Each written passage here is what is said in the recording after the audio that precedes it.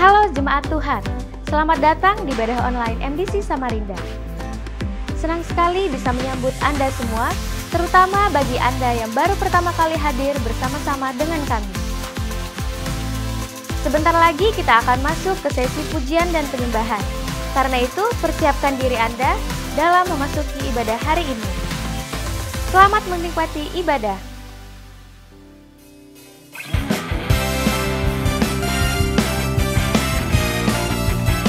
Sebab Tuhan kita, Tuhan yang besar. Dia sanggup melakukan perkara-perkara yang besar.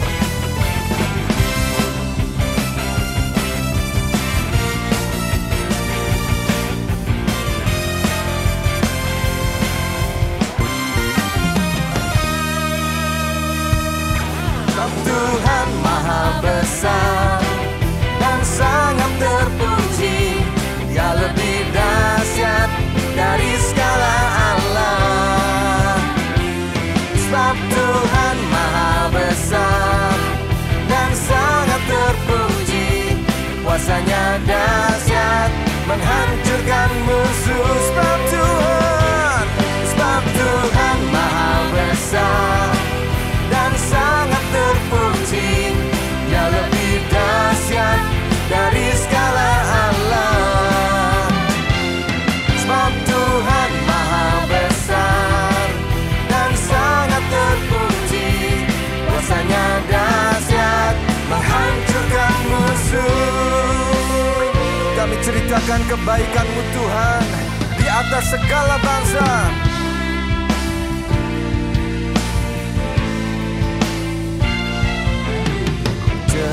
Ceritakanlah perbuatannya di antara segala bangsa, dan perbuatannya Dia sungguh ajaib di antara suku bangsa. Sebab Tuhan maha besar dan sangat terpuji. Dia lebih dahsyat dari segala Allah. Sebab Tuhan maha besar dan sangat terpuji. Kuasanya dahsyat menghancurkan musuh. Sebab Tuhan maha besar dan sangat terpuji. Dia lebih dahsyat dari segala Allah. Sebab Tuhan maha besar dan sangat terpuji. Kuasanya dahsyat menghancurkan musuh. Sebab Tuhanku yang besar, Tuhan maha besar dan sangat terpuji. Dia lebih dahsyat dari segala Allah. Sebab Tuhan maha besar dan sangat terpuji. Kuasanya dahsyat menghancurkan musuh. Sebab Tuhan maha besar dan sangat terpuji. Dia lebih dahsyat dari segala Allah. Sebab Tuhan maha besar dan sangat terpuji. Kuasanya dahsyat menghancurkan musuh. Kuasanya dahsyat menghancurkan musuh. Kuasanya dahsyat, dahsyat, dahsyat menghancurkan musuh.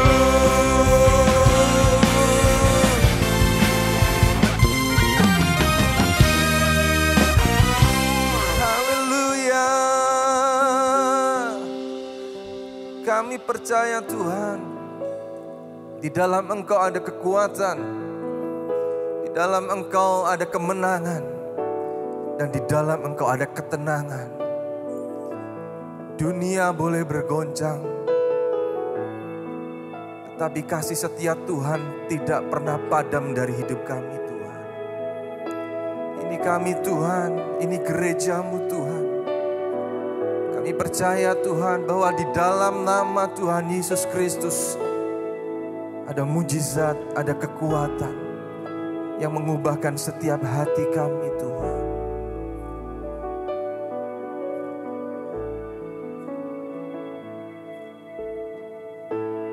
Bapa, Kau mendengar seruan hatiku,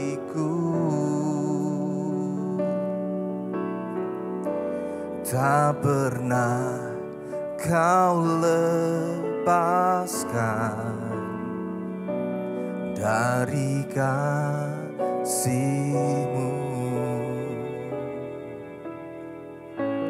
Lewat lembah gelap, Kau temani aku. Roh-Mu bekerja selalu untuk kebaikanku.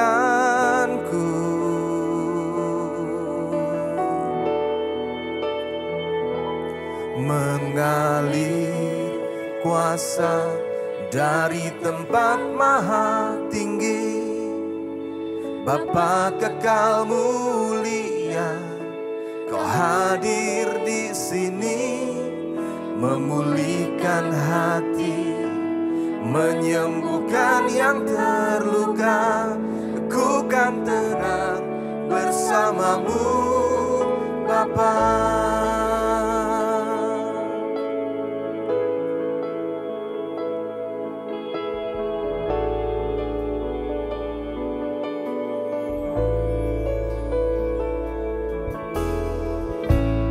Bapa, Kau mendengar seruan hatiku, tak pernah Kau lepaskan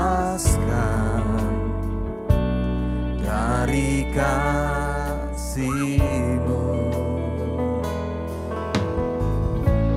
Lewat lembah gelap, Kau temani aku. Roh-Mu bekerja selalu untuk kebaikan.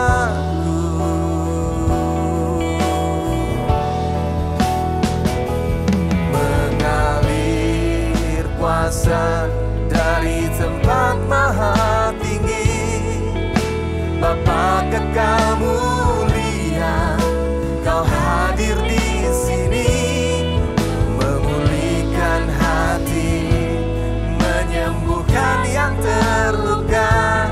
Ku kan tenang bersama-Mu, Bapa. Mengalir kuasa dari tempat maha tinggi, Bapa kekal mulia,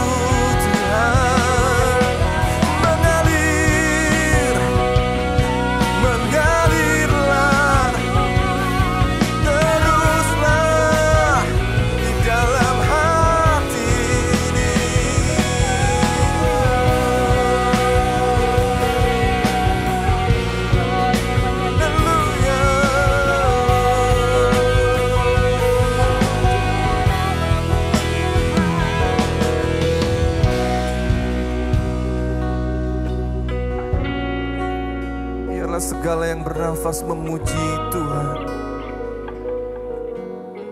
dan berkata dengan iman, mengalir kuasa dari tempat maha tinggi, Bapa kekal mulia, Kau hadir di sini, memulihkan hati, menyembuhkan yang terluka.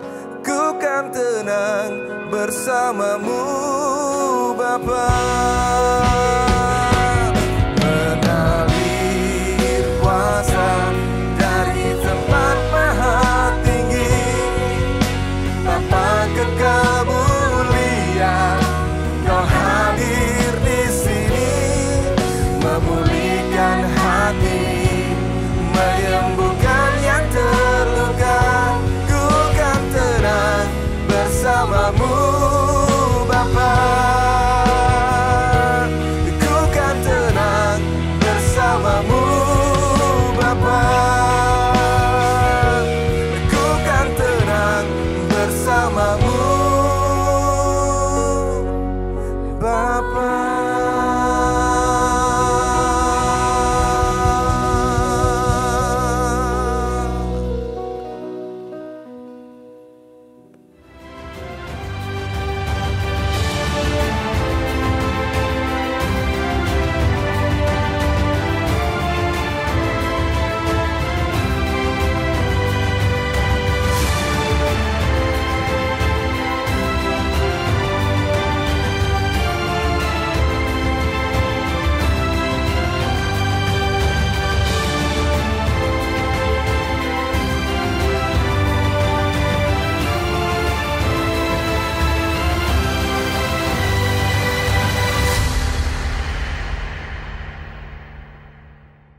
Shalom Bapak Ibu semuanya.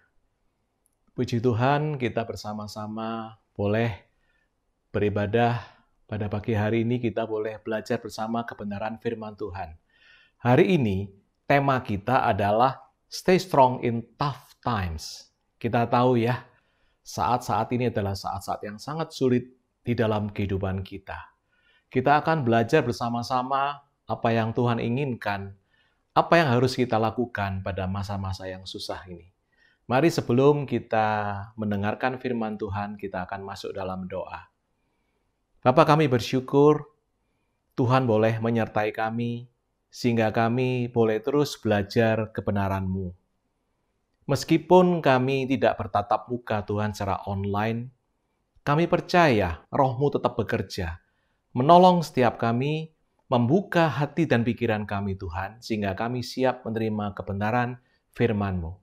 Kiranya Tuhan juga menolong hamba-Mu, pakai bibir lidah hamba-Mu Tuhan untuk menyampaikan pesan Tuhan, dan siapkanlah kami Tuhan untuk kami bisa menangkap apa yang boleh menjadi pesan Tuhan dalam kehidupan kami, khususnya di dalam menghadapi masa-masa yang sukar ini. Terima kasih Tuhan, bila kami boleh naikkan segala doa syukur kami yang kami panjatkan dalam nama Tuhan Yesus.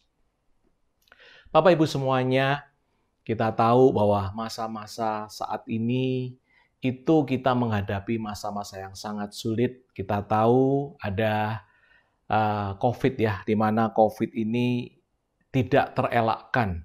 Bahkan kita melihat beberapa waktu yang lalu, termasuk orang bilang polisi dunia, orang yang paling kuat di dunia, Donald Trump.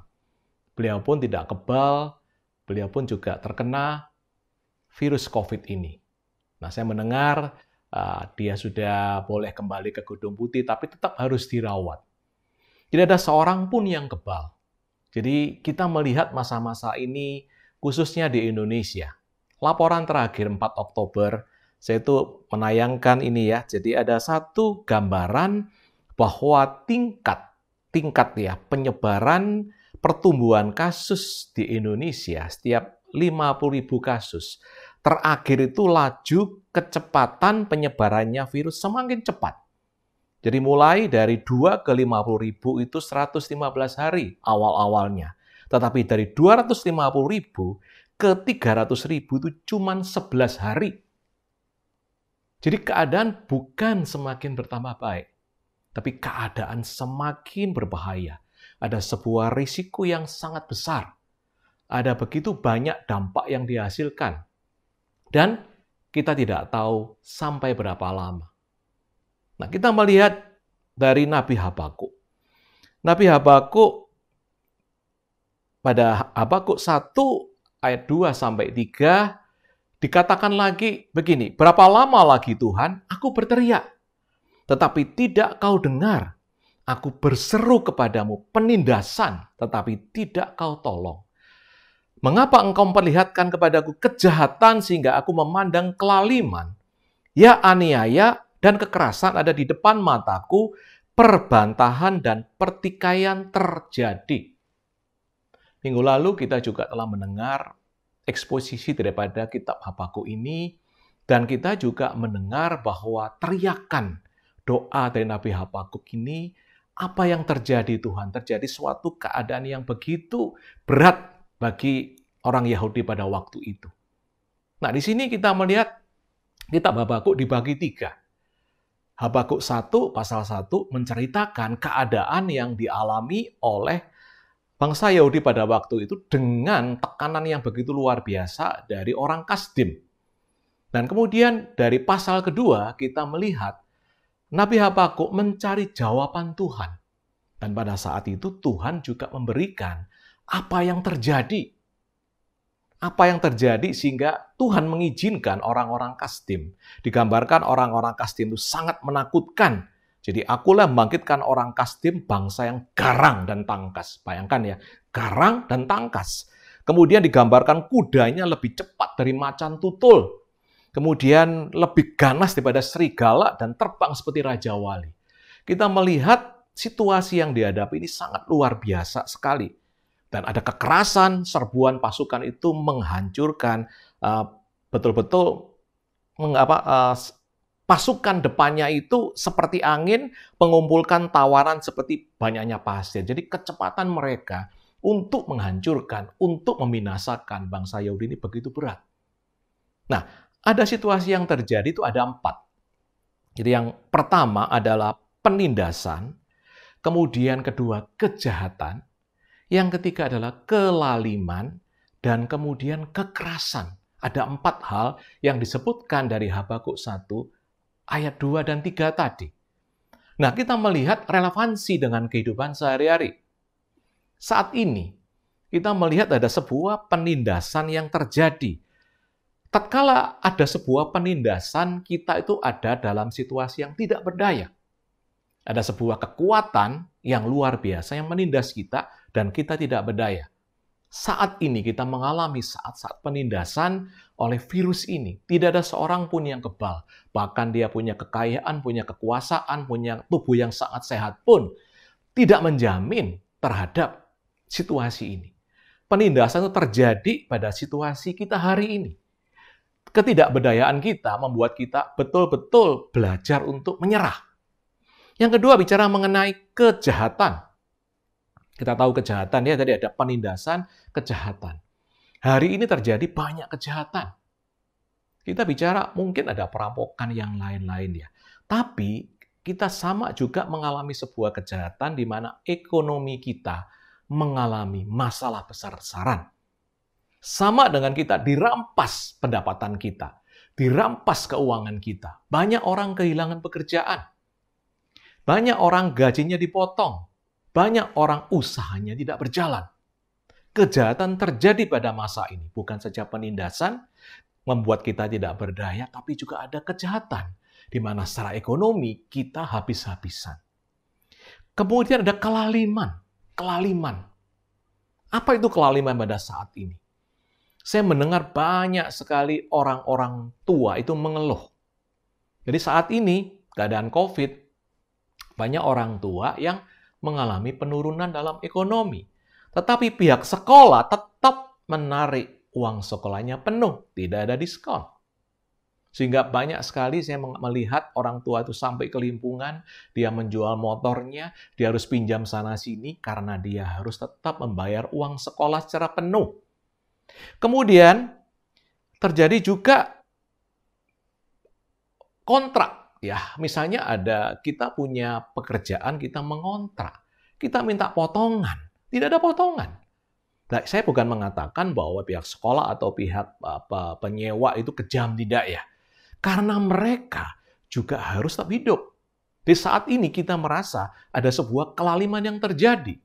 Nah, itu sangat berat ya. Kemudian ada kekerasan. Kita tahu kekerasan ya. Dikatakan dari Habakuk 1, 2, ayat 3 tadi terjadi pertikaian, pertengkaran. Hari ini, saya mendengar banyak sekali keluarga-keluarga yang minta bercerai. Bahkan ada seorang teman saya konselor itu satu hari rata-rata itu ada 2-3 keluarga yang konseling dengan mereka. Mereka berniat untuk bercerai. Penindasan, kejahatan, kelaliman terjadi. Itu begitu menyesakkan dada kita pada saat ini. Nah, kemudian bagaimana kita mengatasi semua itu? Yang pertama, kita akan belajar mengenai bagaimana respon dari Nabi Habakuk. Dia mengatakan, aku mau berdiri di tempat pengintaianku dan berdiri tegak di menara. Ada saya tunjukkan gambar menara ya. Gambar menara di mana ada seorang itu berjaga-jaga. Dia berjaga-jaga melihat situasi sekitarnya bagaimana. Ada nggak serangan datang? Ada nggak bahaya datang? Dia naik ke menara yang paling tinggi supaya dia bisa melihat keadaan dengan lebih luas. Dia berjaga-jaga. Dalam menara itu dia seorang diri, dia berdoa dalam keheningan. Kita tahu tatkala kita mau berdoa, kita banyak gereja punya menara doa. Kita naik ke menara doa, kita berdoa, kita minta pada Tuhan. Itu dilakukan Habakuk. Dia menanti jawaban Tuhan. Yang pertama adalah meninjau ulang kehidupan dan menantikan jawaban Tuhan. Itu yang harus kita lakukan dalam kehidupan kita. Tatkala kita mengalami situasi yang berat ini, bagaimana respon kita? Sebagian dari kita marah. Ini tidak adil. Ini sangat berat. Sampai kapan aku bertahan? Respon itu manusiawi. Tetapi kita sebagai orang-orang percaya, Nabi Habakuk mengajarkan kepada kita, apa yang dia lakukan? Dia naik ke menara, dia menunggu jawaban Tuhan, dia berdiam diri, dia berdoa, dan dia meninjau kembali apa yang sudah dilakukan oleh bangsanya, oleh apa yang kita lakukan selama ini. Nah, yang menarik Bapak Ibu, itu ternyata pada Habakuk 2 dalam satu pasal ini Tuhan membuka ada 4 hal. 4 hal yang telah dilakukan oleh bangsa itu. Sehingga bangsa itu ternyata malah melakukan sebuah kesalahan yang cukup fatal. Sehingga Tuhan mengizinkan orang-orang Kasdim datang untuk menyerbu mereka. Terjadi hal itu. Ada 4 hal. Tadi kita lihat ada 4 hal. Jadi apa yang dihadapi mereka, dan ini ada 4 hal yang Tuhan ungkapkan. Tuhan ungkapkan apa yang telah mereka lakukan. Sehingga Tuhan izinkan orang Kasdim itu datang. Yang pertama adalah kesombongan. Kesombongan. Dikatakan Habakuk 2 ayat 4-5, sesungguhnya orang yang membusungkan dada, menunjukkan sebuah kesombongan, membusungkan dada, tidak lurus hatinya. Kemudian ayat 5, orang sombong dan kianat, dia yang melagak. Dia yang melagak, berlagak. Kita tahu, seringkali dalam kehidupan kita itu pada saat sebelum pandemi, tanpa sadar kita sering melakukan hal-hal yang menunjukkan kesombongan kita. Mungkin kita tidak berlagak, misalnya menunjukkan bahwa kita hebat, kita kaya, atau kita itu luar biasa. Mungkin tidak seperti itu. Tetapi tatkala kita melakukan segala sesuatu dalam kehidupan kita dengan mengandalkan diri kita, itu sama dengan kita menyombongkan diri. Tuhan telah bekerja dalam hidup kita, waktu demi waktu Tuhan telah menolong kita. Tapi tatkala kita di atas, tatkala kita kuat, tatkala kita jaya, kita sombong. Kita tidak lagi mengandalkan Tuhan, kita tidak lagi mengindahkan Tuhan. Itu yang dilakukan oleh bangsa Yahudi. Mereka sombong. Mereka sombong. Yang kedua dikatakan bahwa mereka itu serakah. Habakuk 2 ayat 5 dikatakan ia mengangangkan mulutnya seperti dunia orang mati dan tidak kenyang-kenyang seperti maut. Banyak di antara kita pada saat kita jaya, pada saat kita sebelum pandemi, kita serakah. Kita tidak belajar untuk bersyukur, kita tidak belajar untuk cukup, tambah lagi, kita serakah sekali, dikatakan seperti orang yang tidak kenyang-kenyang, yang terus mengangakkan mulutnya. Tegas sekali Tuhan mengingatkan bahwa, hai engkau seringkali terlalu serakah, engkau sombong, dan kemudian engkau serakah. Dan semua yang kau lakukan ini ada akibatnya. Bagaimana dengan kita? Refleksi dalam hidup kita. Apakah kita juga serakah, Bapak Ibu? Serakah mungkin tidak kita katakan kita loba, kita mungkin mau ngambil uangnya orang. Tidak mungkin.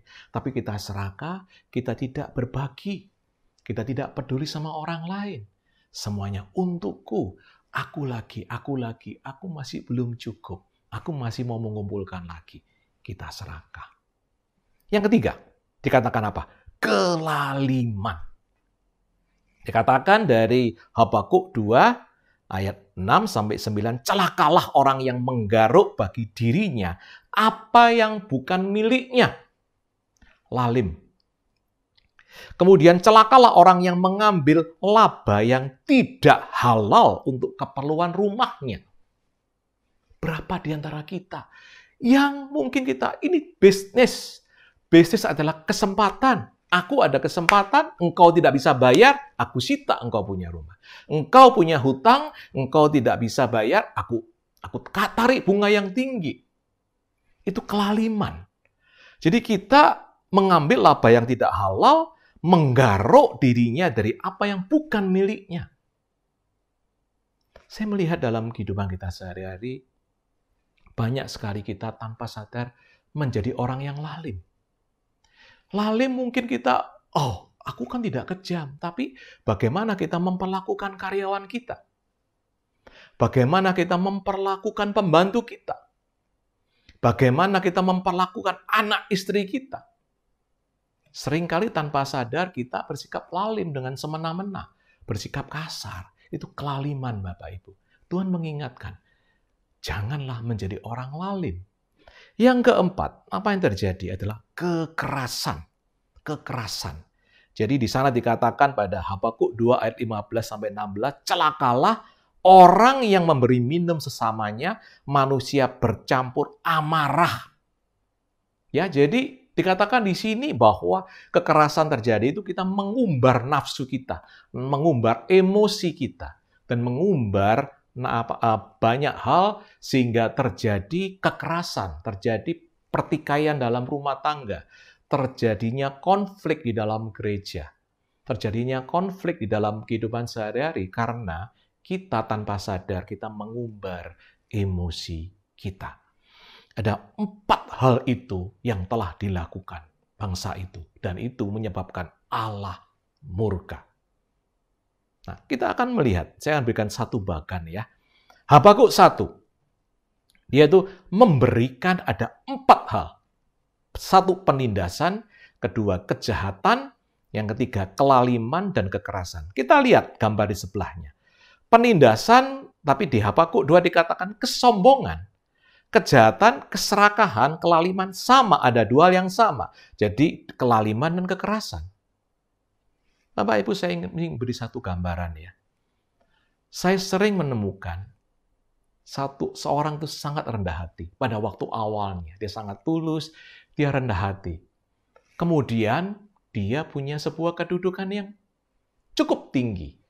Dia mulai dihormati orang, mulai dielu-elukan orang. Apa yang terjadi? Dia mulai menjadi sombong. Kekuasaan itu menjadikan dia menjadi seorang yang sombong.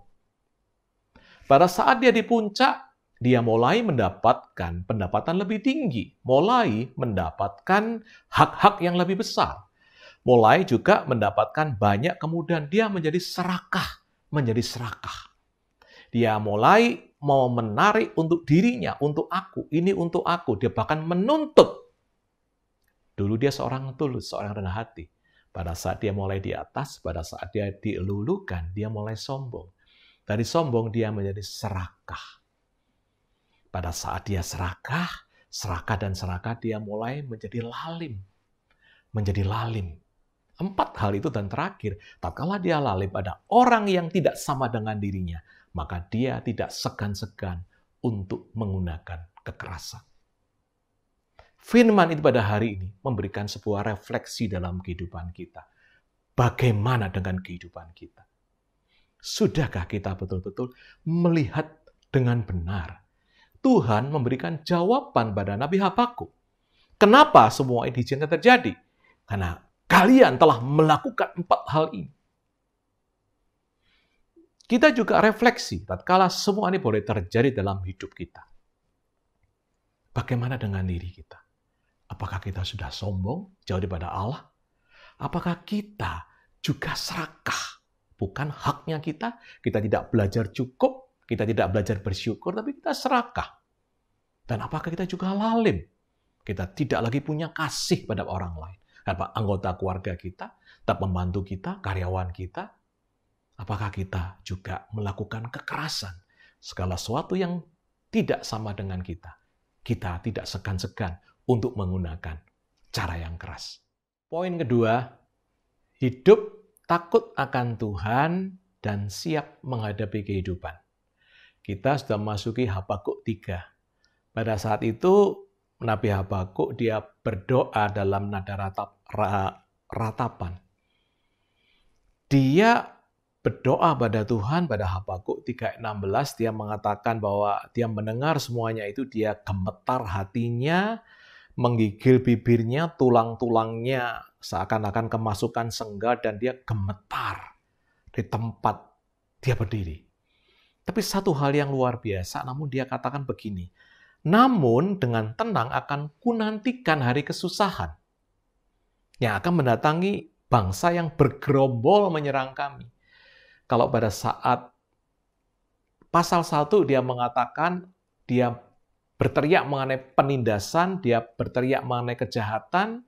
Pada saat tadi dia telah mendengar semua penjelasan Tuhan mengenai situasi apa yang Tuhan mau lewat bangsa ini, baru dia sadar dan dia sekarang menjadi lebih kuat untuk menghadapi semuanya itu, dan dia mengatakan dengan tenang akan kunantikan hari kesusahan. Ini yang kita perlu belajar. Bagaimana supaya kita betul-betul bisa siap untuk menghadapi situasi seperti itu dan tenang untuk menghadapi situasi pandemi ini. Masa sukar ini yang kita tidak tahu sampai berapa lama. Tadi telah saya bahas, yang pertama adalah poin kesombongan yang dilakukan. Dan juga saya jelaskan bahwa kesombongan itu karena kita lebih mengandalkan kekuatan kita. Kita tanpa sadar tidak lagi mengandalkan Tuhan. Kita mengandalkan kesehatan kita. Mungkin kita olahraga dengan giat, makan makanan yang sangat bergizi. Bahkan kita juga selalu check up rutin. Kita tahu semuanya itu tidak bisa kita prediksi.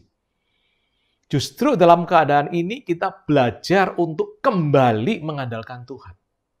Mengandalkan Tuhan dalam semua aspek kehidupan. Dalam pikiran kita, hati kita, dan juga dalam setiap tindakan kita. Tatkala kita mau melakukan segala sesuatu, kita ukur apakah Tuhan berkenan. Apakah Tuhan menghendaki ini kita lakukan. Mengandalkan Tuhan. Kemudian, kalau kita dulu mengandalkan kepandaian kita, kita sekarang tetap melihat pada Injil sebagai pedoman hidup. Kehidupan spiritual kita harus betul-betul dibangun.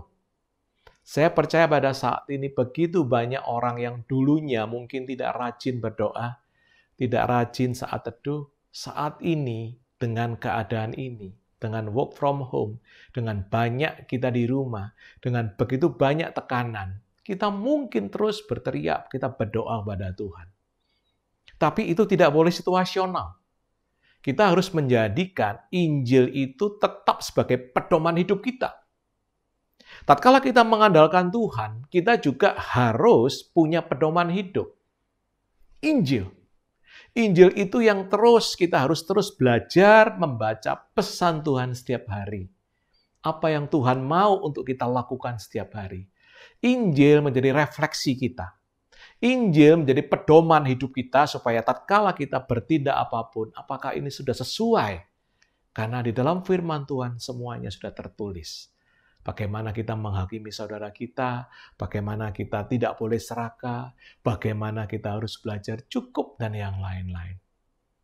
Dan yang ketiga, kita harus minta Roh Kudus untuk menguasai hati kita. Kalau dulu keserakahan, kelaliman, dan kekerasan itu menguasai hati kita, kedagingan kita, hati kita jadi begitu keras, kita minta Tuhan melembutkan hati kita. Kita minta Roh Kudus yang menguasai kita.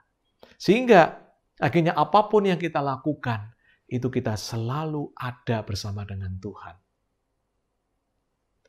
Kemudian di dalam ayat Habakuk 3:16-17, itu Habakuk menggambarkan dengan sangat luar biasa. Dia perkataan begini, sekalipun pohon ara tidak berbunga, pohon anggur tidak berbuah, hasil pohon zaitun mengecewakan.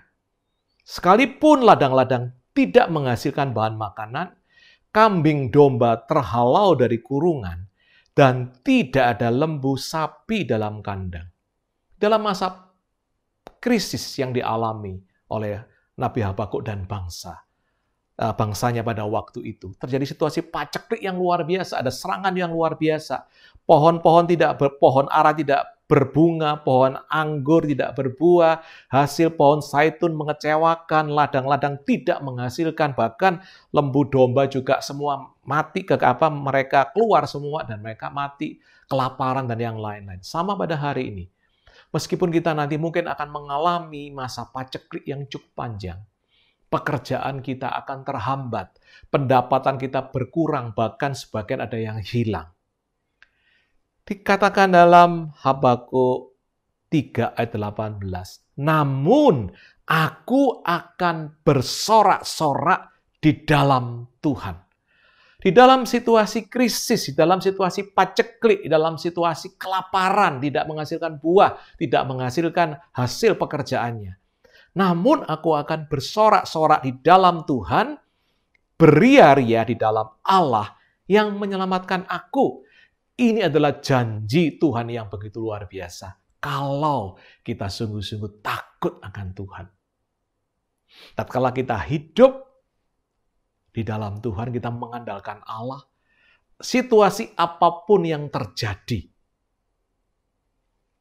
seberat apapun yang harus kita hadapi, sekurang apapun yang kita bisa makan atau kita nikmati dalam hal ekonomi, kita tetap bersorak-sorak di dalam Tuhan.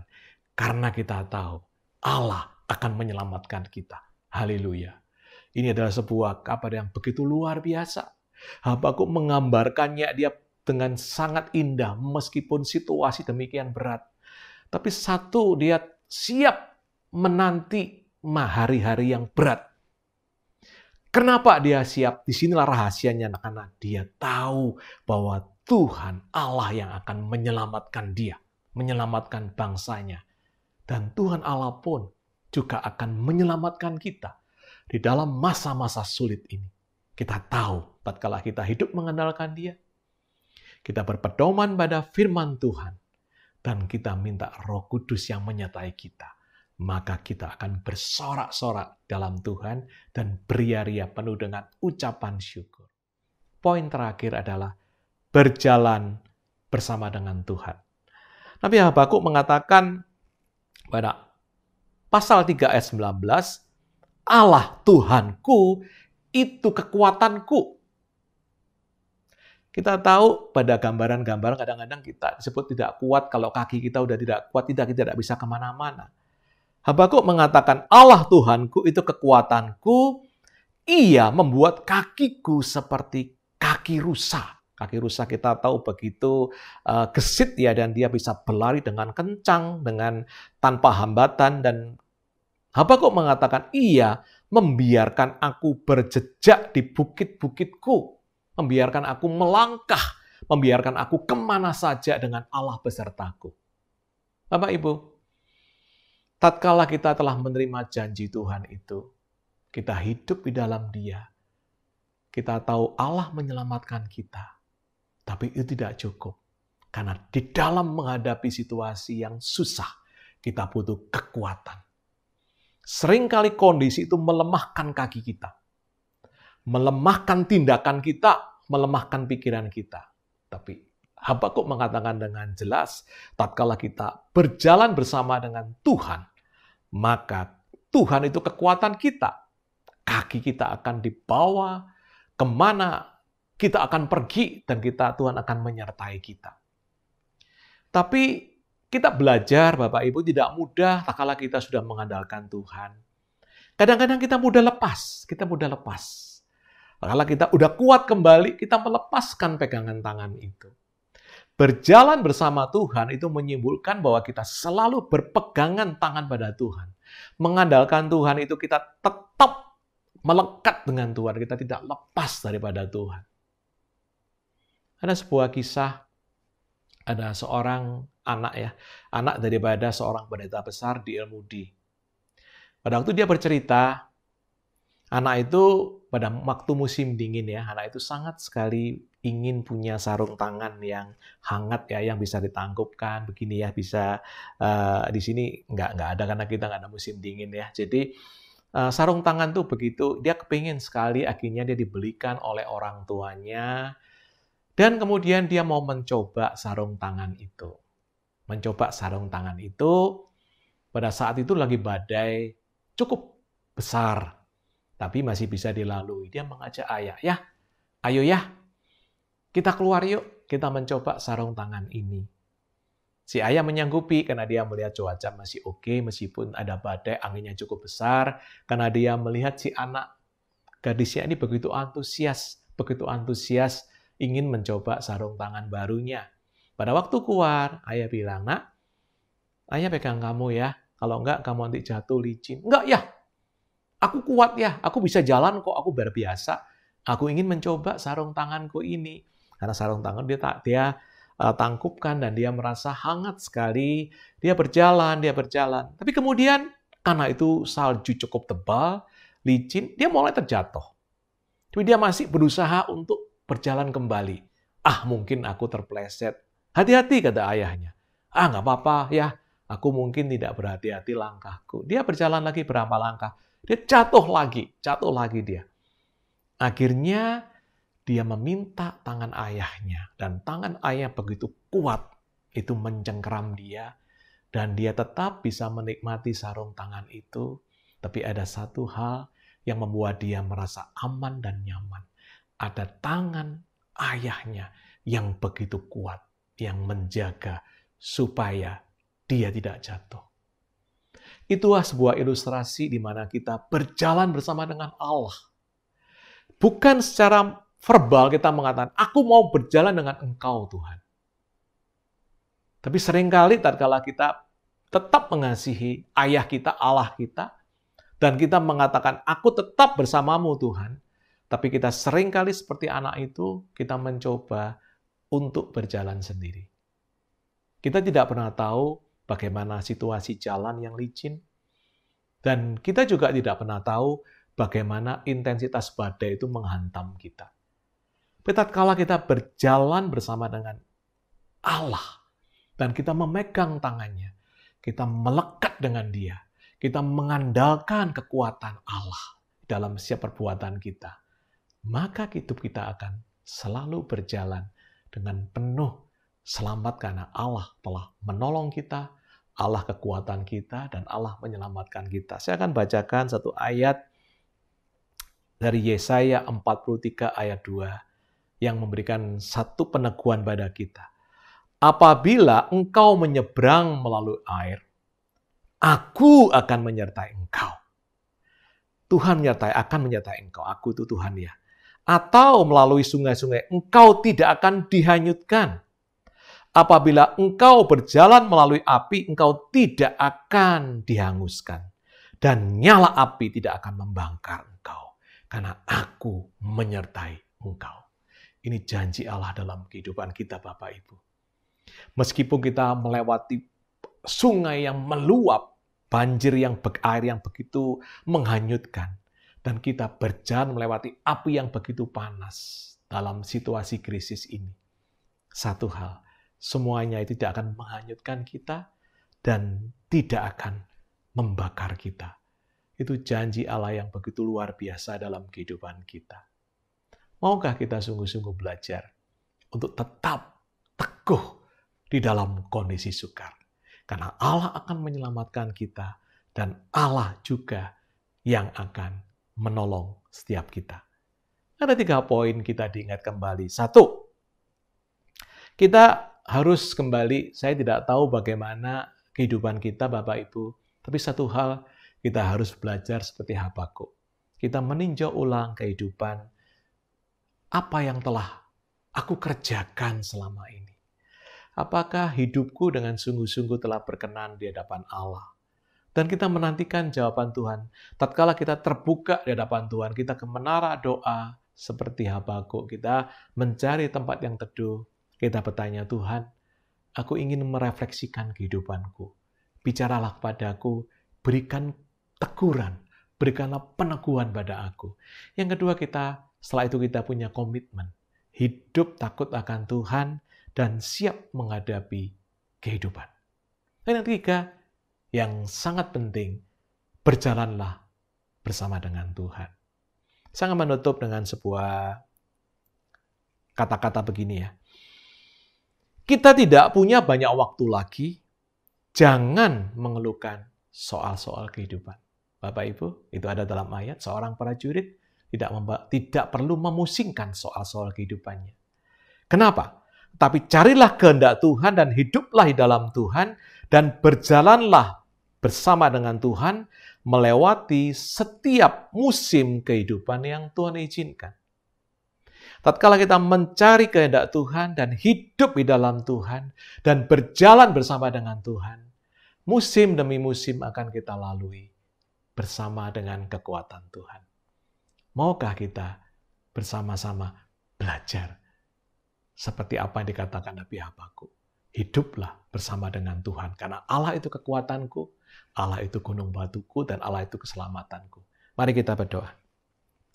Bapa, kami bersyukur untuk kesempatan kali ini kami boleh diingatkan kembali bagaimana kehidupan kami, bagaimana apa yang telah kami lakukan selama ini, apakah betul-betul sudah menyenangkan Tuhan atau justru sebaliknya mendukakan Tuhan. Hari ini kami belajar Tuhan supaya kami tidak fokus hanya kepada masalah yang menimpa kami. Tetapi kami justru lebih belajar melihat pada Sang Pemilik kehidupan sendiri, Engkau sendiri Tuhan. Di mana kami harus kembali hidup mengandalkan Engkau. Kami harus hidup mengandalkan Engkau. Dan kami harus betul-betul mengandalkan Injil, Alkitab sebagai pedoman hidup kami.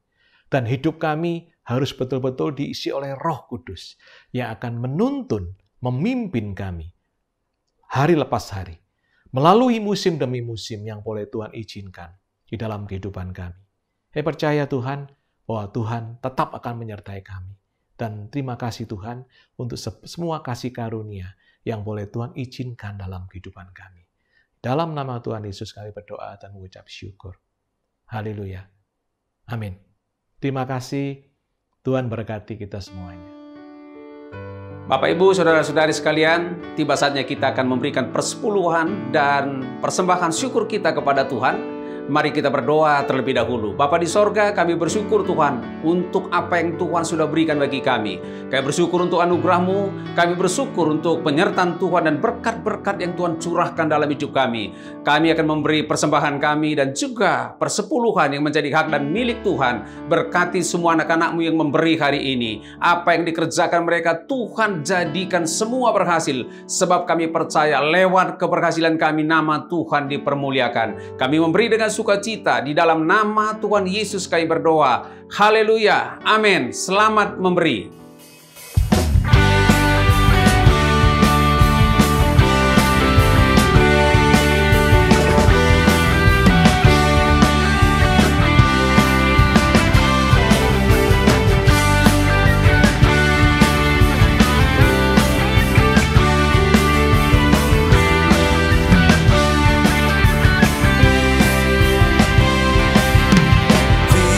Firman-Mu Tuhan kita bagikan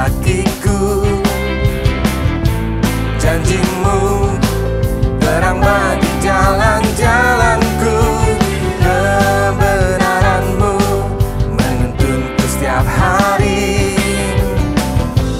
Ku menantikanmu, beri kekuatan baru. Ku kan terbang tinggi di awan bersamamu dalam kemuliaan, sebab firman-Mu teguh menopang. Ku kan aman dalam-Mu Tuhan.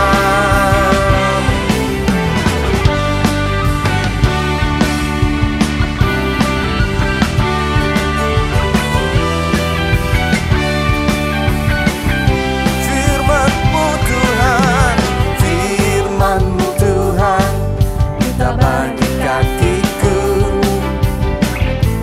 Janji-Mu terang bagi jalan-jalanku, kebenaran-Mu menuntunku setiap hari. Ku menantikan-Mu, beri kekuatan baru. Ku kan terbang tinggi di awan bersamamu dalam kemuliaan, sebab firman-Mu teguh menopang.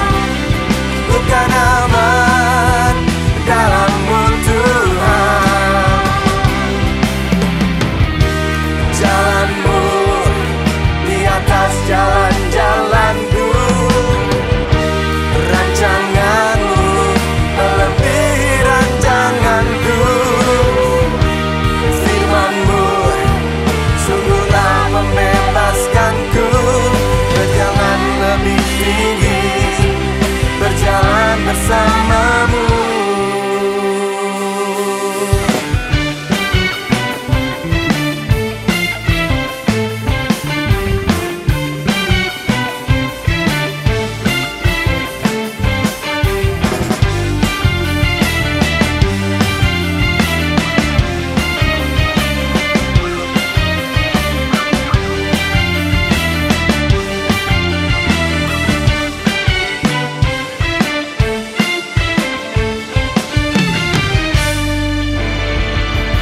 Ku kan terbang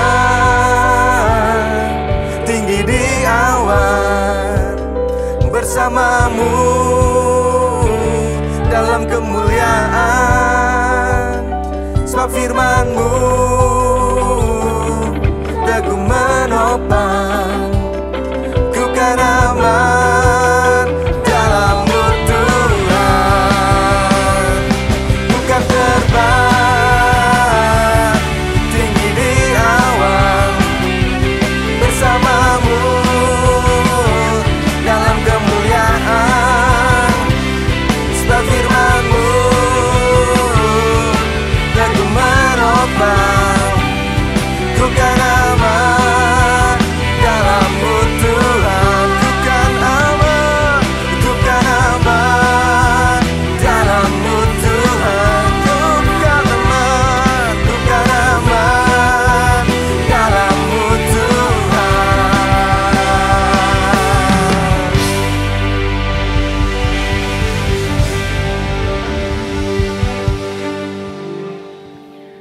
Kita akan mengakhiri ibadah kita dan terimalah berkat Tuhan. Mari kita berdoa. Tuhan Allah yang setia akan memberkatimu. Berkat Allah Bapa, kasih dari Yesus Kristus Tuhan kita, penyertaan Roh Kudus yang memberikan kita kekuatan dan memberikan kita urapan yang segar dan baru akan menyertai hidupmu. Diberkatilah pekerjaanmu. Dan biarlah setiap jemaat Tuhan dilindungi, jauhkan dari segala sakit penyakit, dari segala bahaya. Dan mampukan jemaat-Mu Tuhan untuk hidup di dalam kemenangan di saat-saat krisis, di saat-saat sulit. Tuhan akan memegang kendali dan membuat kuat dan hidup berkemenangan. Terima kasih Bapa, di dalam nama Tuhan Yesus Kristus kami berdoa. Dan setiap orang yang percaya berkata, amin, amin, amin. Tuhan berkati. Terima kasih telah mengikuti ibadah kami secara online. Kami percaya Anda terus bertumbuh dalam iman dan kasih kepada Tuhan.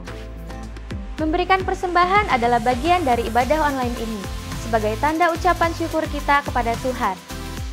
Anda dapat mengirimkan persembahan dan persepuluhan ke rekening gereja dengan cara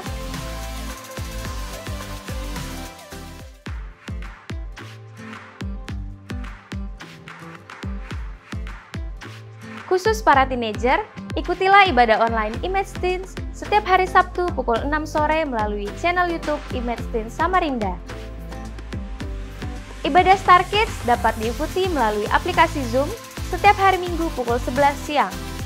Informasi lebih lengkap dapat menghubungi Kak Louis. Doa Deeper dapat diikuti secara online setiap hari Kamis pukul 7 malam melalui channel YouTube MDC Samarinda. Selama Doa Deeper, Anda dapat mengirimkan pokok doa Anda untuk didoakan dalam Doa Deeper. Terima kasih untuk tetap terkoneksi dengan MDC Samarinda. Anda bisa follow dan subscribe ke media sosial kami di Instagram, Facebook, YouTube, maupun aplikasi MDC Samarinda. Terima kasih telah beribadah bersama kami, dan kami sangat menantikan kunjungan Anda selanjutnya.